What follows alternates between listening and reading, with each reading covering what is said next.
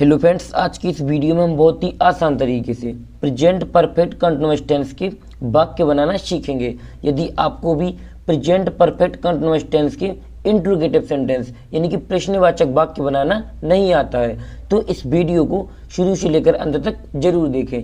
यदि आप इस वीडियो को शुरू से लेकर अंत तक देख लेते हैं तो हम इस बात की गारंटी देते हैं कि आपको कभी भी प्रेजेंट परफेक्ट कंटीन्यूअस टेंस के वाक्य बनाने में किसी भी प्रकार की कोई भी प्रॉब्लम नहीं जाएगी। तब चलिए हम अपने वीडियो को शुरू कर लेते हैं। तो इसमें हमें सबसे पहले इसकी पहचान को समझना होगा, तभी तो हम इन वाक्यों को देखकर पहचान पाएंगे कि ये प्रेजेंट परफेक्ट कंटीन्यूअस टेंस का यानी कि इंट्रोगेटिव सेंटेंस है। तो आइए इसकी पहचान को समझते हैं। तो इसकी पहचान इस प्रकार से होती है, जिन वाक्यों के अंत में क्या आता है, रहा है, रही है, रहे हैं आदि शब्द दिए जाते हैं और साथ में समय भी दिया गया हो, उसे हम क्या कहते हैं, प्रेजेंट परफेक्ट कंटीन्यूअस टेंस कहते हैं। एक बार और समझ लीजिए, जिन वाक्यों के अंत में रहा है, रही है, रहे हैं आदि शब्द दिए जाते हैं और साथ में समय भी दिया गया हो, उसे ही हम क्या कहते हैं, प्रेजेंट परफेक्ट कंटीन्यूअस टेंस कहते हैं। जैसे यहाँ पर वाक्य भी देख लीजिए, क्या मीरा 2 घंटे से गीत गा रही है। तो यहाँ लास्ट में क्या है, रहा है, रही है, इनमें से कोई भी आना चाहिए। और यहाँ पर क्या दिया गया, साथ में समय भी यानी कि 2 घंटे, तो यहाँ पर समय भी दिया गया है। तो इसको और इसको देखकर हम क्या समझ लेंगे कि ये प्रेजेंट परफेक्ट कंटीन्यूअस टेंस का वाक्य है। तब चलिए हम इन वाक्यों को बना लेते हैं। जैसे हमारा दूसरा वाक्य क्या दिया गया, शाम 5 बजे से स्कूल क्यों जा रहा है। तो यहाँ पर रहा है आया है और 5 बजे आया है, तो इनसे हमें ये पता चल गया कि ये प्रेजेंट परफेक्ट कंटीन्यूअस टेंस का वाक्य है। लेकिन अब आपके मन में एक ये डाउट होगा कि ये प्रश्नवाचक वाक्य या इंट्रोगेटिव सेंटेंस क्या है। तो जिन वाक्यों में प्रश्नवाचक शब्द आता है, जैसे यहाँ पर ये क्या लगा है, ये क्या है, एक प्रश्नवाचक शब्द है, इसीलिए कौन सी सेंटेंस है, इंट्रोगेटिव सेंटेंस यानी कि प्रश्नवाचक वाक्य। जैसे हमारा दूसरा वाक्य, इसमें बीच में क्यों लगा है, क्या है, क्यों लगा हुआ है, तो इसीलिए कौन सा टेंस है, यानी कौन सा सेंटेंस है, इंट्रोगेटिव सेंटेंस। यदि इसमें ये क्यों ना होता तो ये क्या होता, अफर्मेटिव सेंटेंस यानी कि साधारण वाक्य। तो इनको बनाने के लिए क्या होता है, फॉर्मूला होता है, जिसमें आगे क्या लगा होता है उसमें ये वाला फॉर्मूला लगता है, और जिसमें बीच में प्रश्नवाचक शब्द आते हैं जैसे क्यों, कब, कौन, इनमें से कुछ भी आ जाए तो क्या होते हैं, ये सब प्रश्नवाचक शब्द कहलाते हैं। तो इसमें ये दूसरा वाला फॉर्मूला लगता है। तो आइए पहले हम इसे समझ लेते हैं। जब हमें इस प्रकार के वाक्य को बनाना होता है तो सबसे पहले हम किसका प्रयोग करते हैं, हैज या हैव का। तो एक वचनकर्ता के साथ हैज लगाते हैं और बहुवचनकर्ता के साथ हैव लगाते हैं। फिर इसके बाद हम कर्ता लिख देते हैं, फिर इसके बाद बीन लगाते हैं, फिर इसके बाद मुख्य क्रिया, और मुख्य क्रिया की कौन सी फॉर्म लगाते हैं, ING फॉर्म, यहाँ पर ING फॉर्म। फिर इसके बाद कर्म लिखते हैं, फिर इसके बाद क्या लिखते हैं, सिंस या फॉर, इन दोनों में से किसी एक का प्रयोग ही होता है। तो निश्चित समय के लिए हम सिंस लिखते हैं और अनिश्चित समय के लिए फॉर लिखते हैं, फिर इसके बाद समय लिख देते हैं। जैसे हमारा और दूसरा वाक्य, तो इसमें कौन सा लगेगा, ये वाला लगेगा। तो इन जैसे हमारा ये वाक्य बनाना है तो इसमें सबसे पहले हम क्या लिखते हैं, प्रश्नवाचक शब्द को ही आगे लिखते हैं। तो यहाँ पर प्रश्नवाचक शब्द लिखेंगे। फिर हैज या हैव, तो कर्ता एक वचन है तो हैज का प्रयोग, यदि कर्ता बहुवचन है तो हैव का प्रयोग। फिर इसके बाद कर्ता लिखते हैं, फिर इसके बाद बीन लिखते हैं, फिर इसके बाद क्या लिखते हैं, मुख्य क्रिया। लेकिन मुख्य क्रिया में क्या लिखते हैं, ING फॉर्म लगाते हैं, यानी कि मुख्य क्रिया में ING और लगा देते हैं।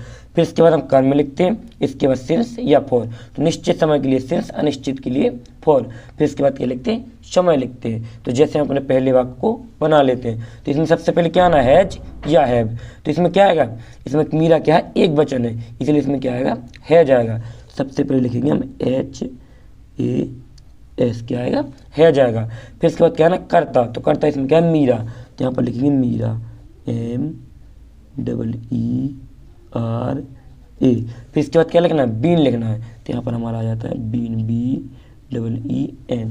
फिर इसके बाद क्या है ना, मुख्य क्रिया, तो मुख्य क्रिया इसमें है गाना, तो सिंग माना होता है गाना, SING, इसमें ING और लगाएंगे तो हो जाएगा सिंगिंग, ING, सिंगिंग हो जाएगा। इसके बाद क्या आना है, कर्म आना है, तो कर्म इसमें क्या है, गीत, तो यहाँ पर आ जाएगा सॉन्ग माना होता है गीत, SONG। जी, ये बन गया यहाँ तक। इसके बाद क्या है ना, सिंस या फॉर, तो निश्चित समय के लिए सिंस और अनिश्चित के लिए फॉर। तो 2 घंटे, हमको ये पता नहीं है कब के 2 घंटे हैं, सुबह के, शाम के, दोपहर के, रात के, दिन के, इसलिए क्या है, एक अनिश्चित समय है। तो यहाँ पर किसका प्रयोग होगा, फॉर का। तो यहाँ पर लगाएंगे FOR, फॉर। फिर इसके बाद किसकी लिखना है, समय की, तो यहाँ पर TWO, और फिर घंटे की, तो हावर मीन्स होता है घंटे, HOURS, हावर मीन्स घंटे।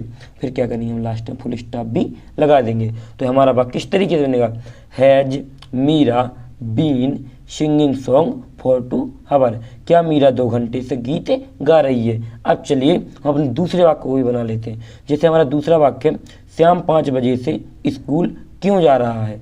तो यहाँ पर सबसे पहले क्या आएगा, यहाँ पर सबसे पहले आएगा प्रश्नवाचक शब्द। यहाँ पर ये क्या है, प्रश्नवाचक शब्द है। तो यहाँ पर लिखेंगे हम सबसे पहले क्यों की, तो वाई माना होता है क्यों, WHY, ये हो जाएगी क्यों की। फिर इसके बाद क्या ना, हैज या हैव, तो एक वचन के साथ हैज और बहुवचन के साथ हैव। तो श्याम क्या है, एक वचन है, इसीलिए यहाँ पर आएगा HAS, हैज। फिर इसके बाद क्या है ना, कर्ता, तो कर्ता क्या है इसमें, श्याम, तो श्याम की श्याम, SHYAM। फिर इसके बाद क्या है ना, बीन, तो BEEN। फिर इसके बाद क्या है, मुख्य क्रिया, तो मुख्य क्रिया इसमें जाना, तो जाना की का मीन्स तो गो माना होता है जाना, लेकिन इसमें कौन सी फॉर्म लगनी, ING और लगाएंगे, तो यहाँ पर आ जाएगा गोइंग, क्या हो जाएगा, गोइंग। इसके बाद गोइंग के बाद क्या आना है, मतलब कर्म आना है, तो कर्म है इसमें स्कूल, तो यहाँ पर गोइंग के बाद आपको पता ही होगा कि यहाँ पर टू का प्रयोग होता है। जब भी हम गो लिखते हैं वहाँ पर आगे टू का प्रयोग हो जाता है कर्म लिखने से पहले। तो यहाँ पर आएगा कर्म क्या है, स्कूल, SCHOOL, ये हो जाएगा कर्म। इसके बाद क्या है ना, सिंस या फॉर, तो निश्चित के लिए सिंस, अनिश्चित के लिए फॉर। यहाँ पर क्या, 5 बजे, ये क्या है, यानी कि 5 बजे ये समय हमारा निश्चित है, ये फिक्स है कि 5 बजा हुआ है, इसीलिए यहाँ पर क्या आएगा, सिंस, SINCE, सिंस आ जाएगा। फिर समय की आएगी, तो यहाँ पर 5 FIVE, और बजे की ओ क्लॉक, CLOCK, यहाँ पर आ जाएगा मतलब 5 o'clock। और ये हमारा वाक्य किस तरीके से बना, वाई है जिसे हम बीन गोइंग टू सिंस, मतलब going to school since 5 o'clock, शाम 5 बजे से स्कूल क्यों जा रहा है। यदि आपको ये वाक्य अच्छे से समझ में आ गए तो आपको ये दोनों वाक्य कमेंट बॉक्स में बनाकर बताना है, तो हम आज से समझ जाएंगे कि आपको ये वाक्य अच्छे से समझ में आ गए हैं। और यदि ये वीडियो पसंद आया हो तो वीडियो को लाइक और चैनल को सब्सक्राइब करना बिल्कुल ना भूलें, जिससे आने वाले हमारे और वीडियो सबसे पहले आप लोगों तक पहुंच सके। थैंक यू वीडियो को लास्ट तक देखने के लिए। मिलते हैं किसी और एक अच्छे वीडियो के साथ में, जब तक अपना ख्याल रखें।